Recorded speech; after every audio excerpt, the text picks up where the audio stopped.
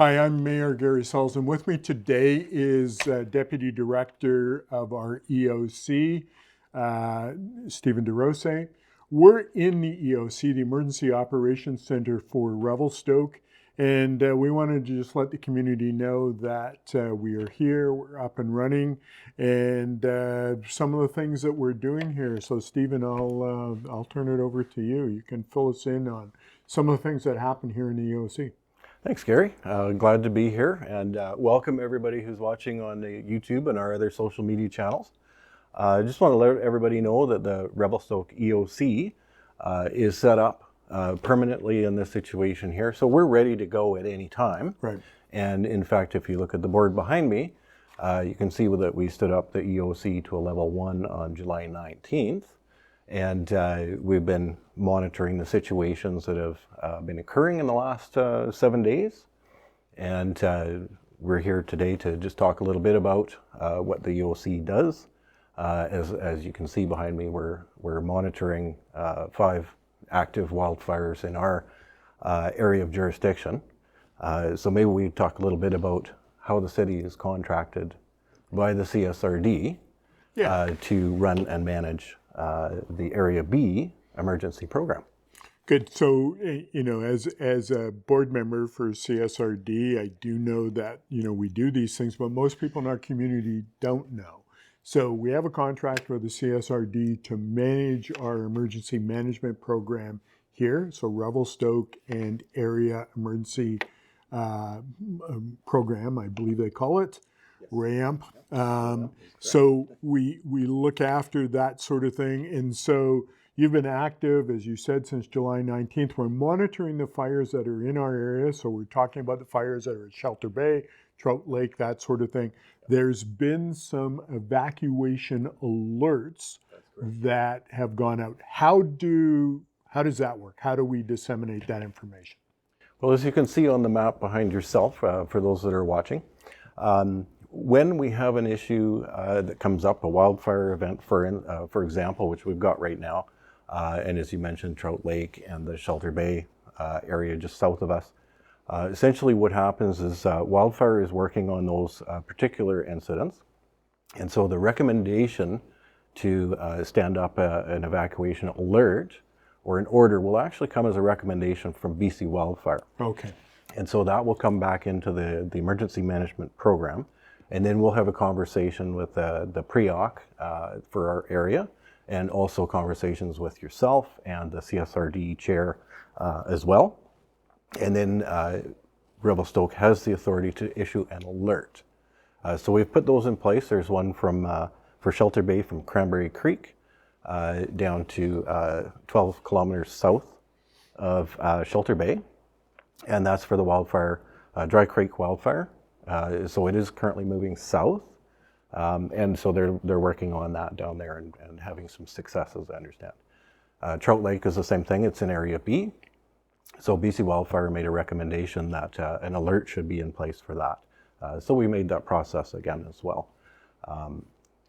Unfortunately, there have been some changes to the wildfire incidents recently. So we're starting to see some people move out of those communities and surrounding communities as well as far as from Alberta, as we know. Right. And so when we talk about Emergency Operations Center, so most of our staff are trained to operate that. They come here to this facility. We have all the communications with everything that needs to be done in the area. And this is the hub for where the activities move from. That's correct. Right. And then we're talking about people in other areas of the community. So we're seeing alerts going out to Golden and evacuation orders in the Parson area. And we're starting to see people move out of those areas, and they're coming here looking for refuge. And so then we start a reception center, but that's all done through emergency support services, correct? That's correct. Based on what happens here in the EOC. Yes, as well as the provincial pre-OCs also have to get involved to make those authorizations happen as well, because when people are evacuated under an order, they don't just leave. They need to also register with the province, right, so that the province, when things go south, The province is able to follow those people in a sense, know where they're headed, whether they're going to go stay with family, or if they're coming to a place such as Revelstoke. And so Emergency Support Services, also known as ESS, will receive those people in one form or another. They'll either register them as an evacuee, or they will sort of check in so that we know where they are through the Emergency Operations Center, because we don't want those people to get lost, and we want to know that they're taken care of as well. So we do have some people showing up in Revelstoke looking for that refuge now. And so it's really important from emergency perspective is to know where everybody is for two reasons: to make sure that they're safe, and then if there's family or friends that are looking for them, we know where they are, we know they're safe. And so really imperative that people register. So we do that through ESS. And so we're starting a reception center, or have started a reception center open here in Revelstoke to perpetuate that movement forward. Is that correct? That's correct. And shortly, if not already, the city will be publishing places and information where people can go, where you can check in, where our reception or our check-in will be. And then they'll be able to let people know where to go and give them more information as they arrive. And so for those in the community who have already said, hey, Mr. Mayor, we need to open our community up, we are hearing that, but we're also want to be proactive and make sure that those who are coming to us from another community are going to be safe. So we have our washrooms open. We are planning areas for people to go, as you say, both in their RVs, camping, that sort of thing. And then when they register, those folks from ESS will be able to say, here's where you can go, whether it's a hotel or you board with friends or whatever the case may be. They set them up in a way that they know that they're going to be taken care of. Yes. Okay. And some of the concerns that we've got, of course, from a safety perspective, we're still in wildfire season. So we want people to be safe. We want to know where they're going, and let them know what they should be aware of if they're in a new location, a new city, things like that, where they can find resources, grocery stores, bathrooms. If they're in a camper, I believe the Sandy dump has been opened up as well for those people who are self-supported in their RVs and that. Yeah, so the Sandy dump, we wanted to make sure that everybody has the ability to use it.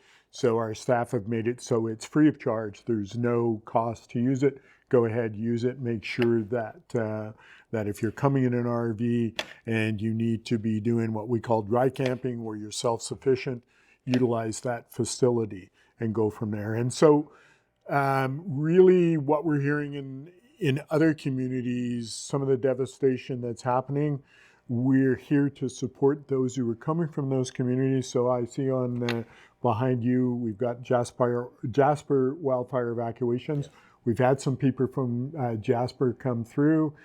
Same thing, we want to make sure that that they're taken care of.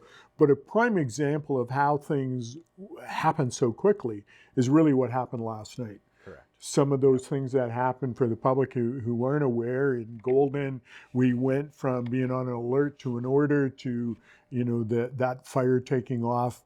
Cooler temperatures, bigger breezes, as we heard from BC Wildfire, is prominent. But the same thing in Jasper, that really we're hearing through news media is that an extensive amount of damage has been done. That's quick. Yes. And so we want the people to know in our community things can change overnight. Absolutely. And I think something to note too, Gary, some people may have claimed that the Alberta Emergency Program issued that evacuation order a little too soon. I would, be remiss to say that that would be a misstatement. Yeah. They issued it when they should have, and we can see, the fire was moving very rapidly yesterday into Jasper, 15 meters per minute. When you get that kind of fire behavior, you got that cold front came through and the winds picked up, the fire behavior changed dramatically. So Alberta Emergency Management made the right call to pull that evacuation order last night and make that decision early, in some people's opinion. And I think it was the right call. So we're starting to see those people here now. Yeah, and one of the things that I want to make clear anyway as a mayor, the reason that we're up and running as an EOC is to be proactive. Absolutely. To protect our community, to let people know that we're here, but also to support those that are in need and to make sure that those, even in our local community area B, we're here. We're here for you. We're moving forward. We're going to keep you as safe as we can. And that happens again in this room from people who are qualified to do that. And so some things that we really want to get out there is the City of Revelstoke has taken upon themselves to be proactive. We're making sure that all of the facilities that we have are open, ready to be utilized, like our washrooms.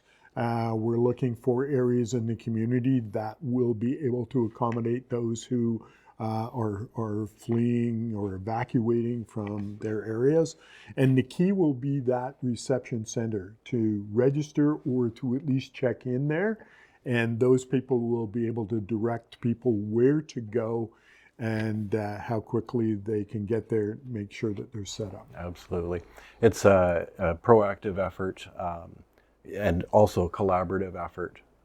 Many communities, not only from Revelstoke and the CSRD, but also the province of British Columbia, and working with our neighbors all across Canada to support as much as we can, especially here in the West.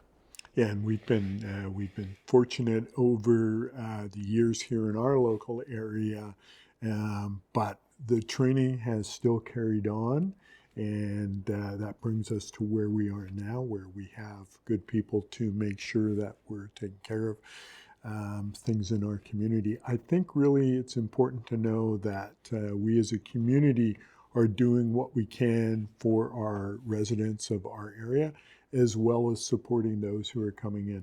Stephen, is there any other concerns that you have or things that we should discuss at this point? How much time have we got?